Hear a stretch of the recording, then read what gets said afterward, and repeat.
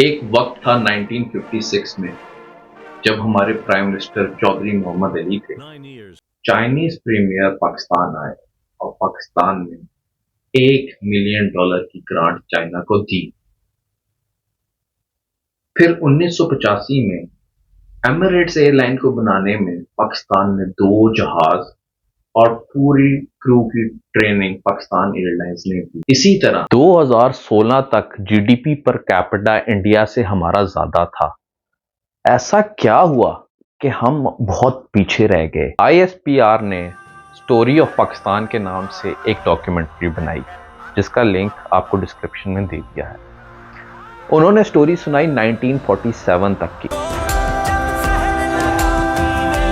آج میں آپ کو ایک پوری اسٹوری آف پاکستان سناتا ہوں جس میں 7 غلطیوں کی نشاندہی کی ہے تاکہ پتہ چلے کہ ہم نے غلطی کدھر کی۔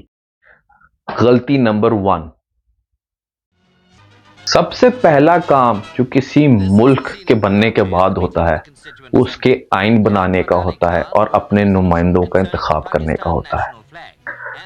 انڈیا کے اندر آئین 1949 میں تقریباً بن گیا تھا اور پاکستان میں آئین بنتے بنتے تقریباً 23 سے 24 سال لگ گئے۔ اس دیر کے ذمہ دار 7 غیر منتخب پرائم منسٹرز تھے جو لیاقت علی خان سے لے کر ملک فیروز نون تک تھے، اور 2 فوجی بدماش ایوب خان اور یحییٰ خان۔ غلطی نمبر 2، جب پاکستان بنا تو انگریزوں نے پاکستان کی زمین اپنے پٹھوؤں کو بے دریغ بانٹی ہوئی تھی۔ جیسے ہی ہمارے ملک کا کنٹرول ہمارے پاس آیا، ہمیں اس زمین کے اوپر زرعی اصلاحات کرنی چاہیے۔ ان زرعی اصلاحات میں بہت عرصہ لگ گیا، جبکہ انڈیا میں زرعی اصلاحات 1950 میں شروع ہو گئی تھیں۔ ہماری جو زرعی اصلاحات بہتر طریقے سے ہوئیں وہ 1972 میں ہوئی تھیں۔ ان زرعی اصلاحات میں فیملی یونٹ کی تعریف کی وجہ سے زمینداروں اور جاگیرداروں کو بہت فائدہ ہوا اور انہیں ایک راہ فرار ملی جس کی وجہ سے 100 ایکڑ کی لمٹ وہ اپنی فیملی میں بانٹ دیتے تھے اور ان کی زمین تقریباً اتنی ہی رہی۔ تیسری غلطی، پاکستان نے 1972 میں تمام بڑی نجی کمپنیز اور صنعتوں کو سرکاری تحویل میں لے لیا۔ اس سرکاری تحویل میں لینے کے بہت خطرناک نتائج ملے۔ یہ اقدام بھٹو صاحب نے اٹھایا تھا اپنے مخالفین کو زیر زمین کے ساتھ لگانے کے لیے۔ جیسے پاکستان کا سب سے بڑا صنعتی گروپ آدمجیز انڈسٹریز نیشنلائزیشن کی وجہ سے تباہ ہو گیا اور نیشنل کراچی شپ یارڈ بھی 2012 میں بند کرنا پڑا۔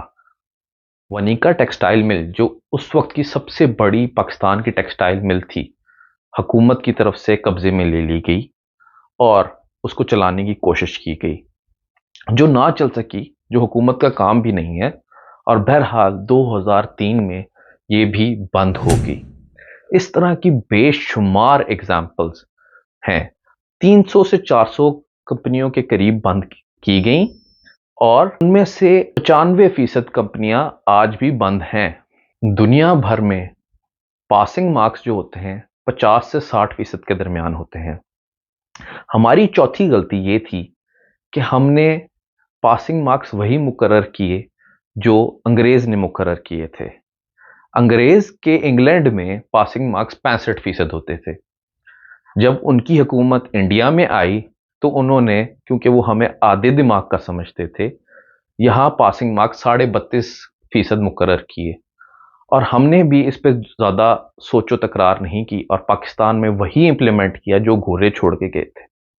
آج بھی تقریباً 32 سے 40% کے درمیان پاسنگ مارکس ہیں۔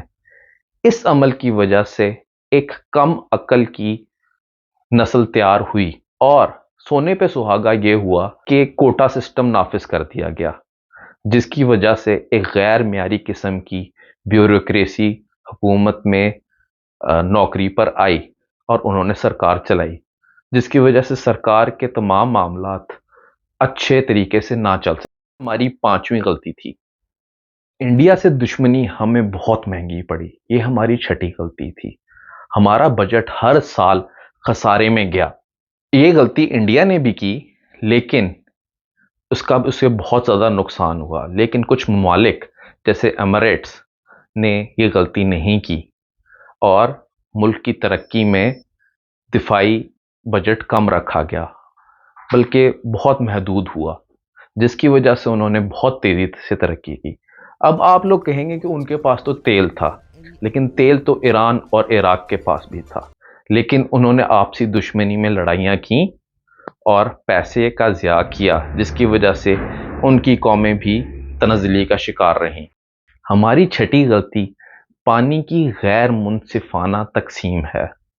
پانی کا بے دریغ استعمال اور لیک آف پلاننگ کی وجہ سے ہم لوگ آج تک بھگت رہے ہیں.